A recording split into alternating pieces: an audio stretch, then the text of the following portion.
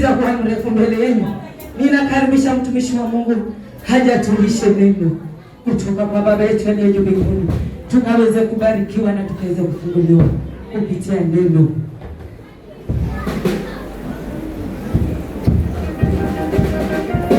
Bwana Yesu asifiwe.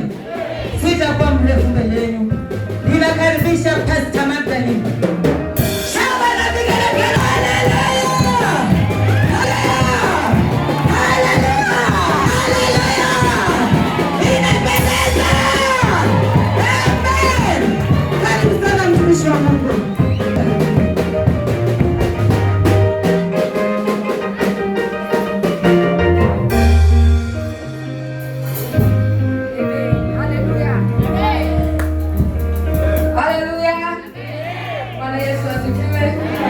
Neema ya kipekee kukuona kwamba Mungu amekujalia uzima ukafika milimani mwake, na pia mimi kwa mahali hapa tunashangilia hiyo neema. Amen. Kwa hivyo tunajivunia huyu Yesu Kristo. Moja kwa moja kwa neno tunaenda katika kitabu cha Mwanzo. Tunasoma kitabu cha Mwanzo 4.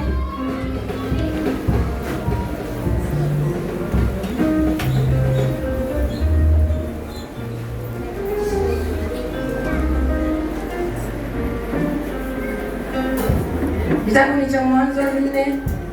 Mtumishi wa Mungu tutaanzia kuanzia mstari wa 16 na tutabariki sote pamoja. Amen. Amen. Tuombe. Na Baba Mungu muumba mbingu na nchi, katika jina takatifu la mwana Yesu Kristo, tunazidi kusogea miguuni mwako Mfalme Bwana na kushangilia neema na rehema zako Bwana, ukisema ni asante mtakatifu wa takatifu. Imefika ni wakati nikasimame kwa zamu Baba yangu. Utukufu, sifa na mamlaka zikakuregelee. Ni kwa Yesu Kristo tumeomba na hata kuamini. Amen. Karibu sana mtumishi wa Mungu. Mwanzo 4 kuanzia mstari wa 16. Yesu. Asante. Amen. Kitabu ni cha Mwanzo 4 kuanzia mstari wa 16 inasema, Kaini akatoka mbele za uso wa Bwana, akakaa katika nchi ya Nodi mbele ya Edeni. Kaini akamjua mkewe, naye akapata mimba. Amen. Akamzaa Henoko.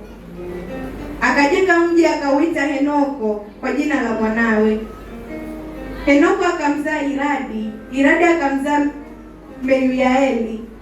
Meyuyaeli akamzaa Methushaeli. Methushaeli akamzaa Lameki. Lameki akajitwalia wake wawili, jina la kwanza ni Ada na jina la pili ni Sila. Ada akamzaa Yabali, huyo ndiye baba yao. Wakao katika hema ya kufuga wanyama. Amen. Na jina la nduguye aliitwa Ibali. Amen. Huyo ndiye baba yao wapigia kinumbi na filimbi. Amen. Sila naye akamzaa Tubal-Kaini, mfua kila chombo cha kukatia cha shaba na cha chuma. Na umbu lake Tubal-Kaini alikuwa Naama. Lameki akamwambia wake zake, sikieni sauti yangu, Ada na Sila. Enyi wake za Lameki, sikilizeni usemi wangu, maana nimemua mtu wa kunitia jeraha, kijana kwa kunichubua. Amen. Kama Kaini akilipiwa kisasi mara 7, hakika Lameki atalipiwa mara 77. Amen. Adamu akamjua mke wake tena, akamzaa mwanamume. Ameniwekea uzao mwingine mahali pa Habili, na kwa sababu Kaini alimuua, Seti naye akazaa mwana, akamwita jina lake Enoshi. Hapo ndipo watu walipoanza kuliitia jina la Bwana. Haleluya. Amen. Andiko inasema mwisho hapo ndipo watu walianza kuliitia jina la Bwana. Bwana Yesu asifiwe. Ni habari za kutengenezwa dunia mahali pale. Tukapata kile kizazi cha kwanza, kizazi cha Kaini, kizazi cha Abili mahali pale. Kaini akamfanyia mwenzake mabaya na mwenzake akaaga mahali pale. Bwana Yesu asifiwe. Amen. Kile kizazi cha Kaini mahali pale tunapatiwa taarifa yake. Tukaambiwa mahali pale kwamba kuanzia mstari wa 16 kwamba kaondoka katika uso wa Bwana. Bwana Yesu asifiwe. Baada ya kufanya hadi maafa mahali pale, aliondoka katika uwepo wa Bwana. Aliondoka katika ile neema alikuwa amekabidhiwa mahali pale. Bwana Yesu asifiwe. Maana dhambi ilipatikana ndani yake. Alipoondoka katika uwepo wa Bwana, katika uso wa Bwana mahali pale, alienda akaendelea na ile neema mahali pale ya kuendelesha kizazi chake. Tunaambiwa wakazana mahali pale.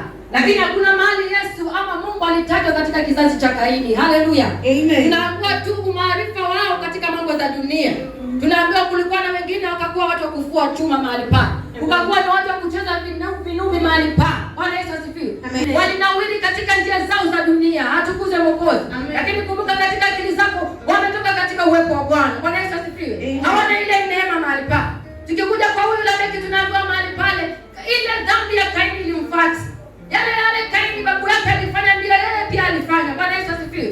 Kuna damu ilimwagika kwa ajili yake. Bwana Yesu asifiwe. Hatukuze Mwokozi. Huyo akamwaga damu mahali pa. Lakini Mungu akakumbuka, maana Mungu alimuumba mwanadamu ni kwa ajili ya ibada. Haleluya. Alimuumba mwanadamu ili mwanadamu amwabudu. Hata kama yule aliyemtengeneza na akazana mahali pale alikuwa amekataa kufanya hiyo kazi, Mungu anainua kizazi kingine. Haleluya. Mungu anainua kizazi mahali pa. Tunaambiwa moyo wa Adamu akamjua mkewe. Bwana Yesu asifiwe. Ukatokea Seti mahali pa. Bwana Yesu asifiwe. Seti naye akazaa Enosho mahali pa. Bwana Yesu asifiwe. Tunaambiwa kuanzia hapo watu wakaanza kuliitia jina la Bwana. Watu ambao walikuwa wametoka katika uwepo wa Bwana, Mungu akainua kiu nyingine katika kizazi cha kumwabudu, kizazi cha kumtukuza na kumheshimisha. Bwana Yesu asifiwe. Wale wakaanza kumuita jina la Yesu Mwokozi. Wale wanaoliitia jina la Bwana, maandiko yanasema katika Warumi 10:13, katika Matendo ya Mitume 2:21, hakika anayeliitia jina la Bwana anaokolewa. Hao walikuwa wafugaji wakubwa. Bwana Yesu asifiwe. Maana baraka zinawafuata hao, hawafuati baraka. Amen. Kizazi ambacho kinamtafuta ule Mungu wanapatwa na baraka, hawafuati baraka. Hawaendi katika mbio za dunia. Bwana Yesu asifiwe. Kama Ibrahimu alitamkiwa baraka, atakuambiwa Ibrahimu alienda akitafuta hizo baraka. Bwana Yesu asifiwe. Lakini katika kutii kwake, katika kusikiliza ile sauti, katika kuitia jina la Bwana mahali pale, alipata kubarikiwa, alipata kunenepa, alipata kuongezeka. Bwana Yesu asifiwe. Hivyo hivyo mimi na wewe mtoto wa Mungu, tumezaliwa katika kizazi ambacho hazimjui Mungu. Tumetoka katika matunguli, tumetoka kwa wachawi, tumetoka kwa waganga, tumetoka kwa walogi, tumefinywa mahali. Ndio maana tukaanza kutafuta mlango ya kanisa. Haleluya. Ulikuwa unajiuliza, mbona hii? Mbona mtoto wangu amegeuka? Mbona ndoa yangu iko hivi? Mbona manuksi kila kukicha? Hata nitamtafuta Mungu kwa roho na kweli. Ilibidi Mungu akusukume mahali. Ilibidi Mungu akufinye mahali. Ili uende kutafuta mlango wa kanisa. Ukaanza kumtafuta huyu Mungu wa kweli. Hata kama ulitangatanga kwa matunguli, hata kama ulitangatanga kwa wachawi, kwa wale wanabii wa uongo mahali pale, lakini umepenya ukafika mlimani kwa Bwana. Wale wanaoliitia jina lake, kizazi kiliinuka cha Seti, kizazi ambacho kinamtafuta Mungu. Haleluya. Unaangalia unasema ni ndoa yangu imenileta. La hasha. Kuna kitu Mungu anatafuta. Si hiyo ndoa tu, bali anataka kukuonyesha juu. Anataka kukuonyesha hizo stars ziko juu. Maana amekuita kwa mambo makuu, mambo maajabu. Amekuitia boma yenu, amekuitia jamii yenu, amekuitia familia yenu, amekuitia majirani wako. Bwana Yesu asifiwe. Atukuze Mwokozi. Usiwe na macho ya hapa. Ibrahimu alikuwa na macho ya hapa. Mungu alimfanyia ahadi mahali pale, akamwambia nitakupa kizazi mahali pale. Yeye aliangalia akaona Elias, aliangalia akaona kule kijakazi chake mahali pale. Bwana Yesu asifiwe. Mungu alikuwa anaangalia hivyo, maana Mungu si mwanadamu. Atukuzwe Mwokozi. Mungu sio mwanadamu. Wakati Ibrahimu akiona Elias kijakazi mahali pale, Mungu alikuwa anaona kizazi cha Yakobo katika kiuno cha Ibrahimu. Alikuwa anaona taifa mbarikiwa katika kiuno cha Ibrahimu mahali pale. Bwana Yesu asifiwe. Itia huyu Mungu. Wewe unaona unamwitia tu kwa ajili ya hiyo kazi yako. Unaona unamwitia tu kwa ajili ya hiyo afya yako. Mungu ana mipango makuu, mtoto wa Mungu.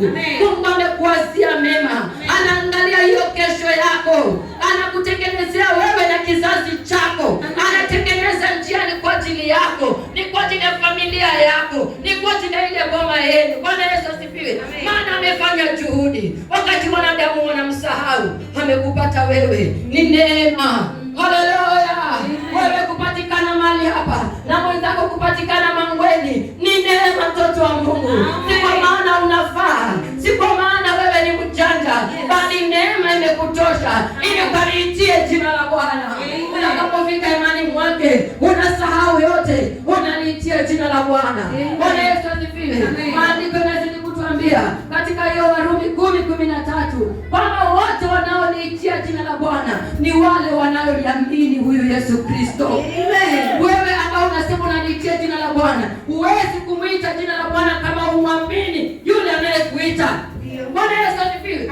Lazima umwamini ndio utamuitia. Maana unajua unakuwa na imani kwamba nikimuita naye ataitika. Unakuwa na imani kwamba huyu ni baba yangu, huyu ndiye aliyeniumba, huyu ndiye anaye kesho yangu. Kwa hivyo ukimuita, utamuita ukiwa na assurance kwamba ninamuita yule ambaye ni mchungaji mwema. Bwana Yesu asifiwe.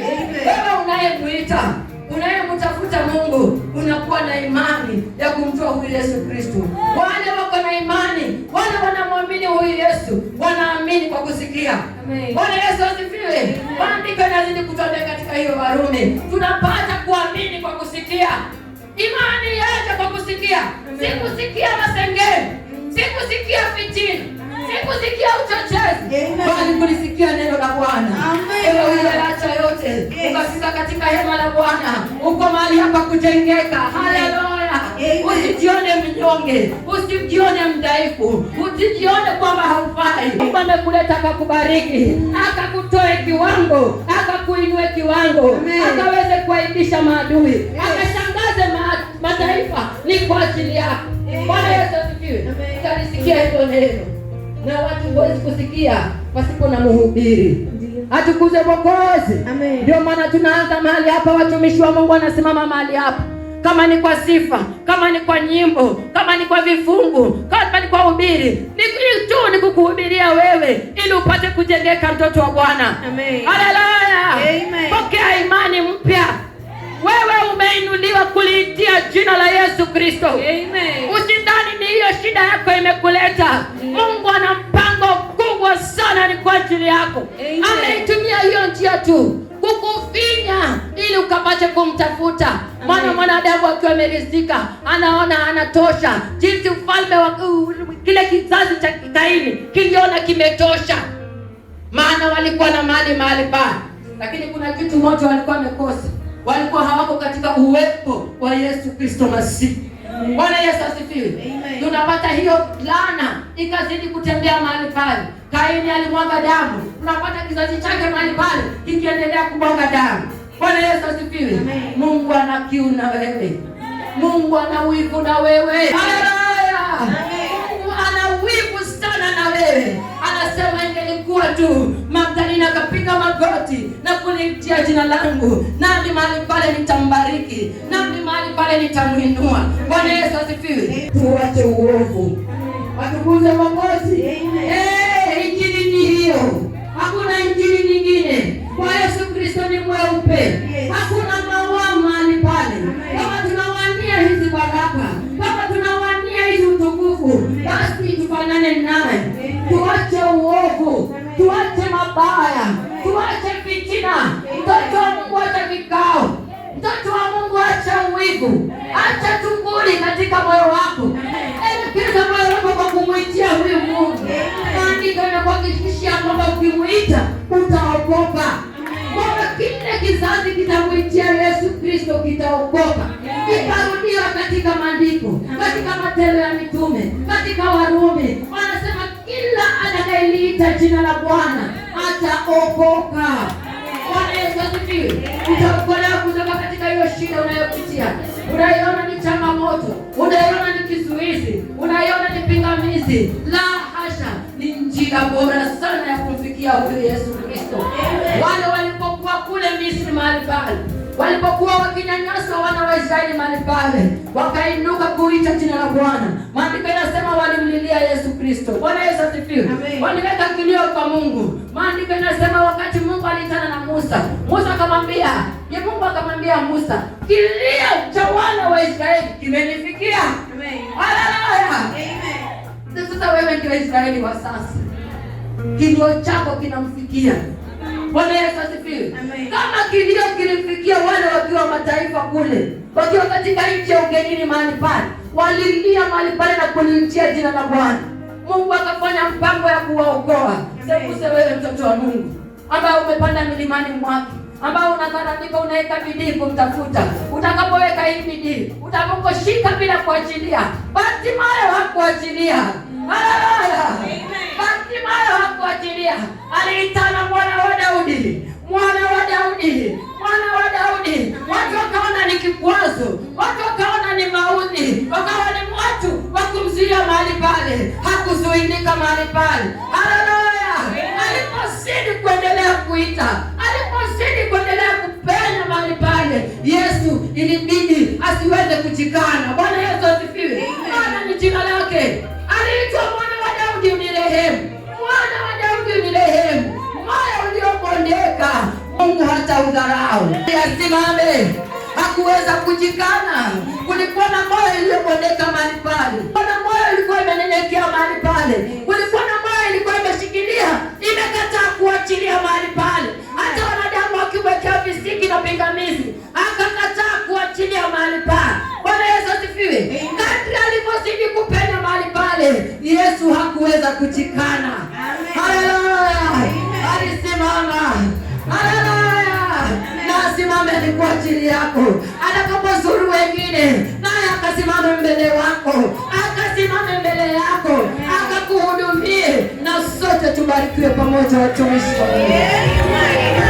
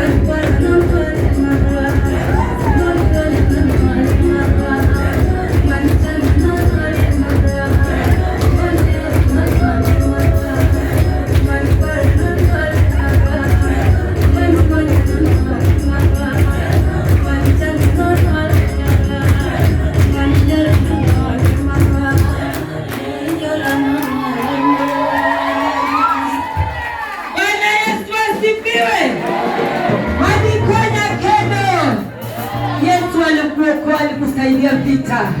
Ulikuwa na vita na Yesu akakusaidia. Bwana Yesu asifiwe. Shangwe na vigelegele.